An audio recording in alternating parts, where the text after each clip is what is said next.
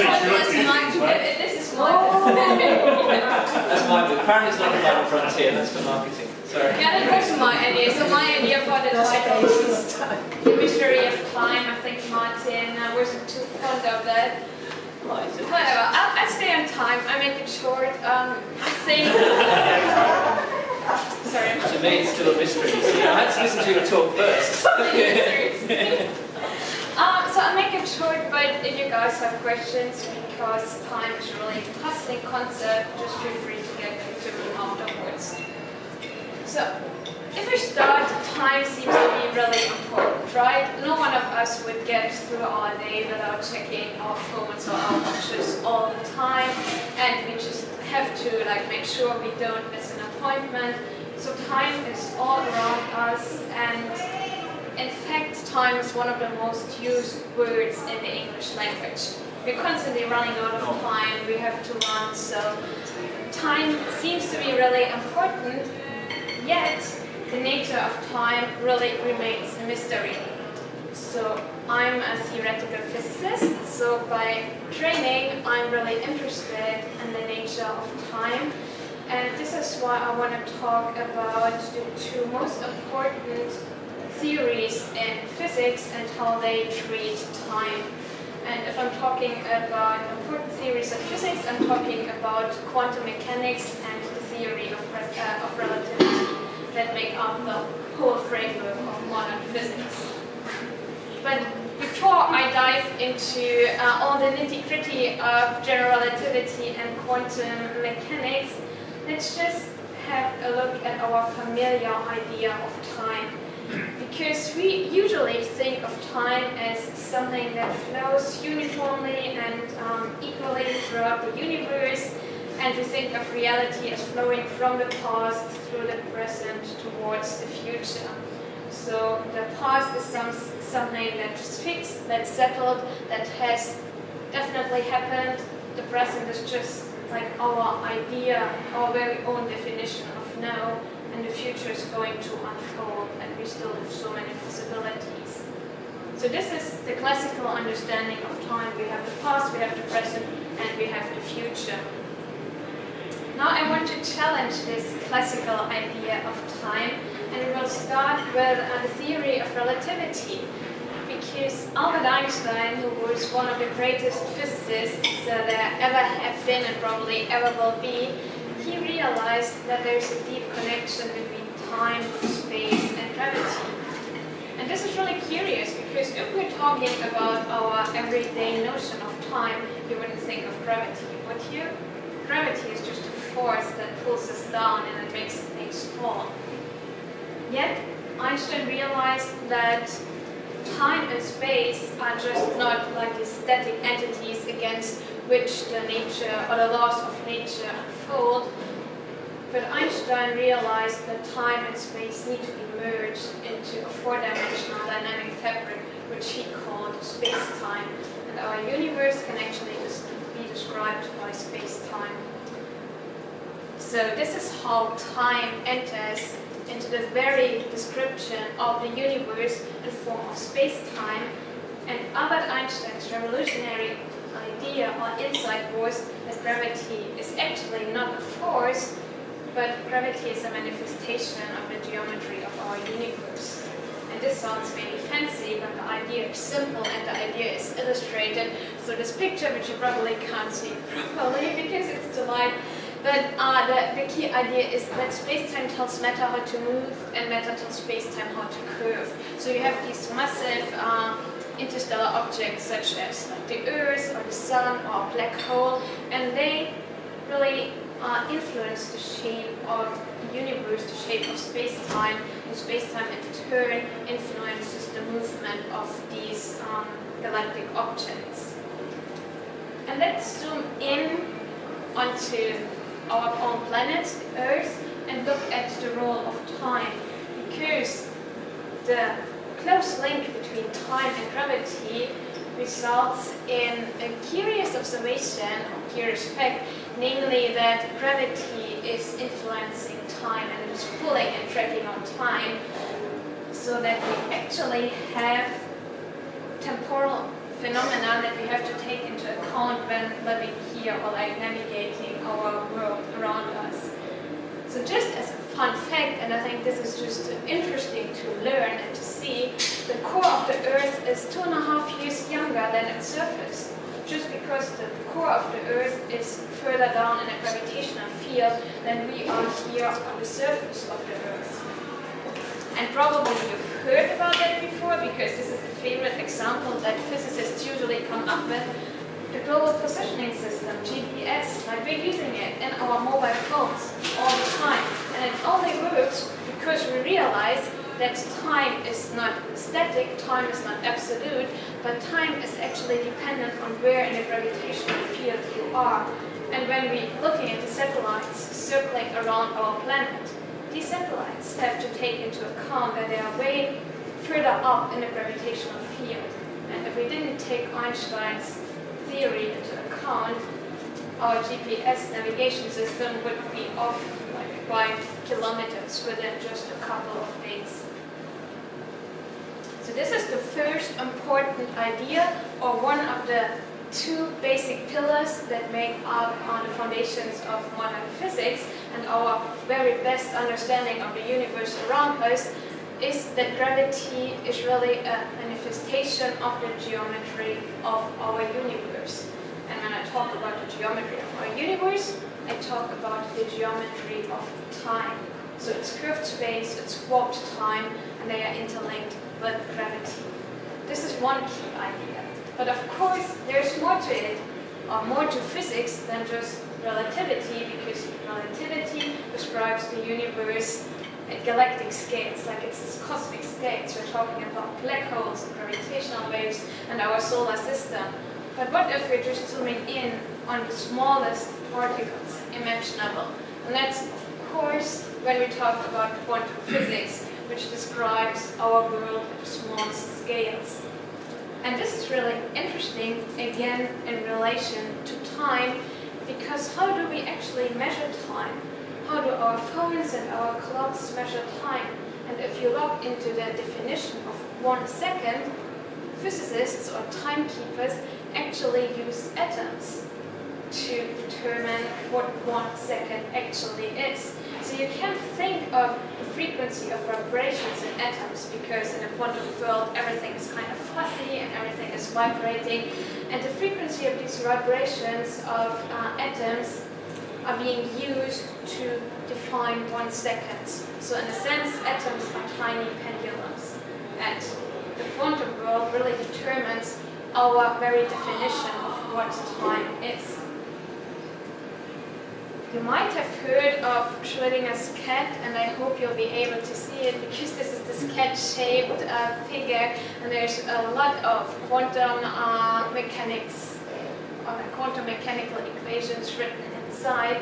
And there's one key equation that makes up the whole world of quantum mechanics, which is Schrödinger's equation. You can see Schrödinger over here, a theoretical physicist, and he was able to describe big parts of our quantum description of the world through this equation, which is fine and good. It's nice to have these equations, because with the help of equations we can describe our universe. However, there is, of course, a small, or maybe a big problem. Because time doesn't seem to be the same kind of dimension as the 3 dimensions of space. I've been talking about 4-dimensional space-time, so we have 3 spatial dimensions, 1 temporal dimension. That's pretty obvious. However, I can move in space, right? Like I'm moving constantly.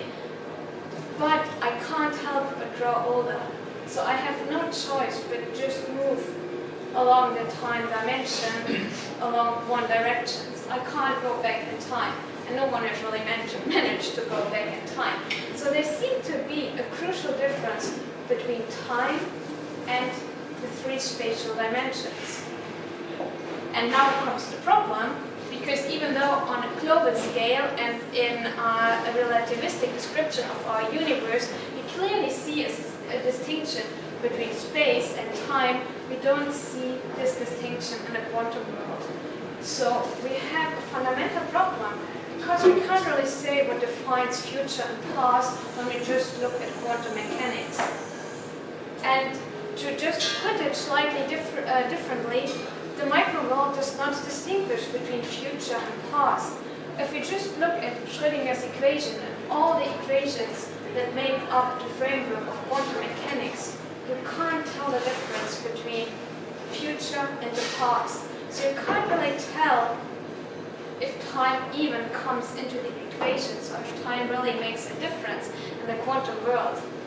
And this is quite peculiar, and this is quite troubling, and has troubled physicists for such a long time, because today almost everything about our universe can be explained either by general relativity, if we want to talk about cosmic objects, such as the solar system, or galaxies, or black holes, or we can describe it through quantum mechanical descriptions, where we want to define what a second is, or a very measure of measuring the time and of telling the time, or so many things that really, like our phones, rely on quantum physics.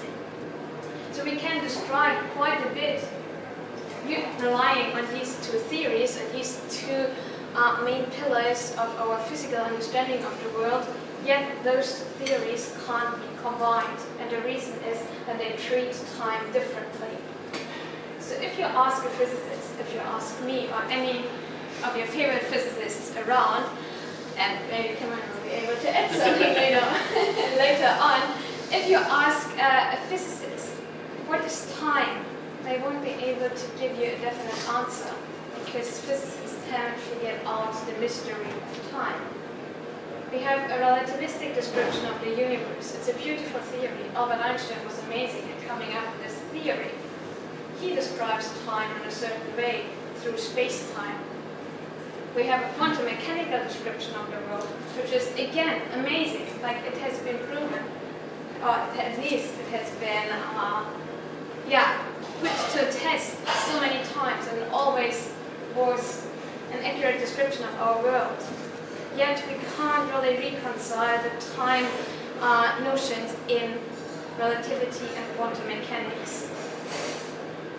So physicists have been trying for probably almost a century to come up with a unified theory that would describe our universe from the smallest scales to the biggest scales imaginable.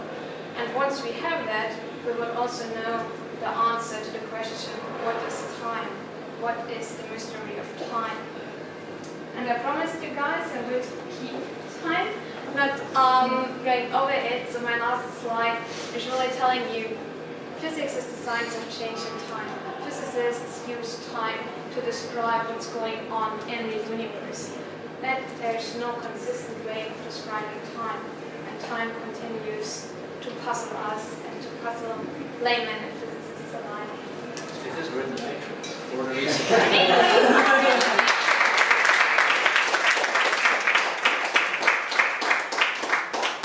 think this was pretty much 15 minutes. If you have more questions,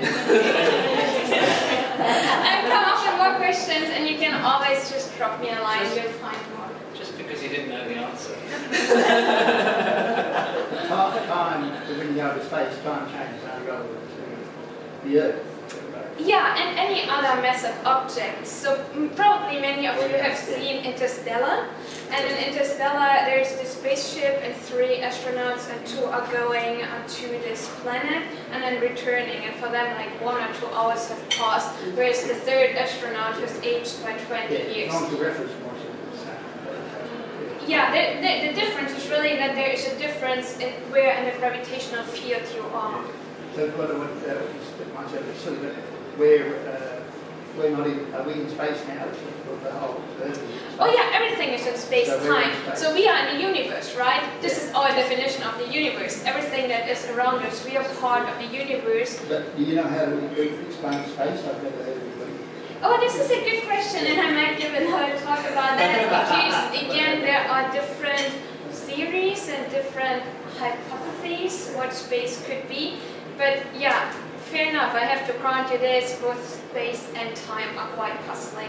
And space is actually more intriguing, because I would be completely fine just saying time is an illusion, and there are actually many convincing arguments that time is not real, and it's just our perception of time that makes it seem like there is something like time. space, it's more interesting. So maybe another That was not technical. Yeah. on that topic. First of all, the way you say Einstein is the coolest. That's just Do you want to disagree with me? Because I didn't argue you. Okay. No, I think the way you say Einstein is the coolest. Yeah. I'm not disagreeing with Okay. that. And I'm not disagreeing at all. I'm an agreeable person. I was going to ask you about the time. You said, well, it fits into the law of relativity quite nicely, and I guess it's proven mathematically and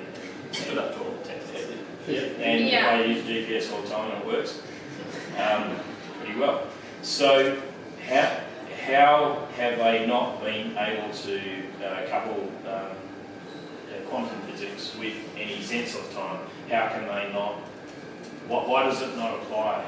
What's the basic principle where it doesn't link to?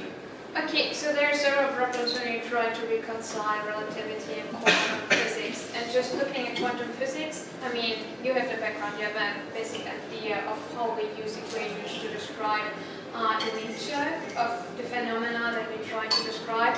And in quantum mechanics, you can't tell the difference between past and future. The equations are symmetric with respect to time. So in relativity, And you're clearly... just saying it's totally random. That's quantum physics is totally random, and somehow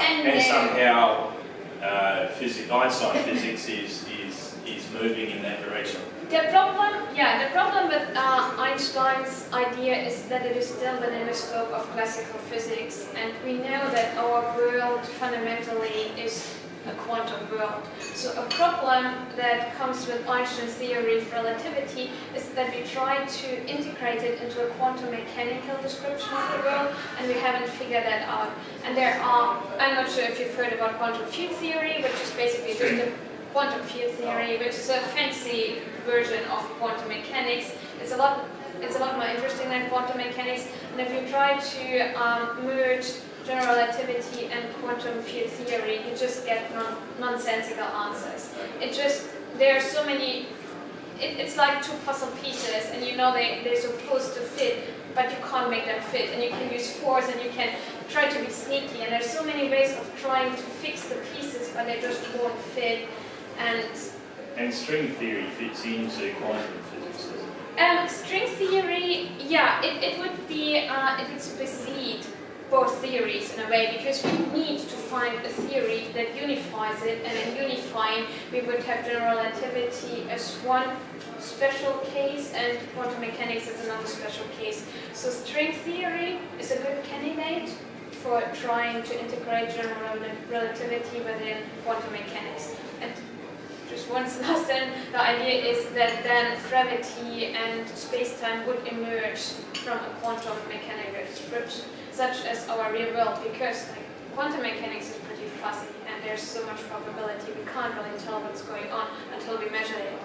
Yet our classical understanding, I'm here and you can touch me, and there's no way of me just beaming to that place.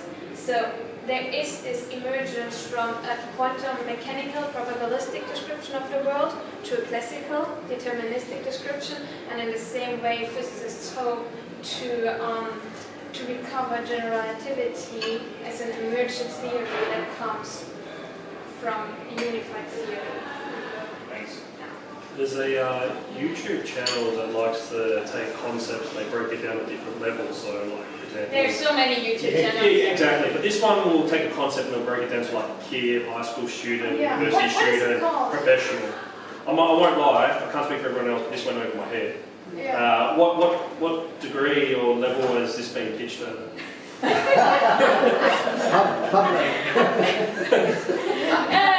I would say a general layman audience. Big talkers. I mean, clearly, if you have no interest in physics or science at all, you would be lost, because I assume that people have heard of Einstein and they've heard of general relativity and quantum mechanics. So this is, it's not high school level, but I would say for curious, interested people, you've heard of it. Yeah.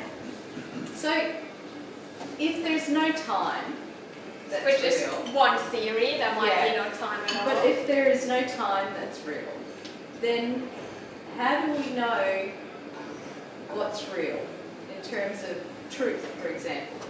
Okay, this is...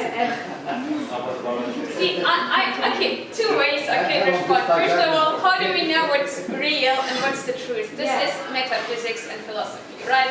And like for 2,000 years, human beings have tried to grapple with these ideas. So I won't comment on the slippery slope. No, of but I'd like to know what you think. But if time could be an illusion in the sense that past, present, and future all are there at the same time. So you can think of it, often physicists compare it to a block universe. They say if you just think that our universe is for the time being just two-dimensional and the third dimension would be time, and then instead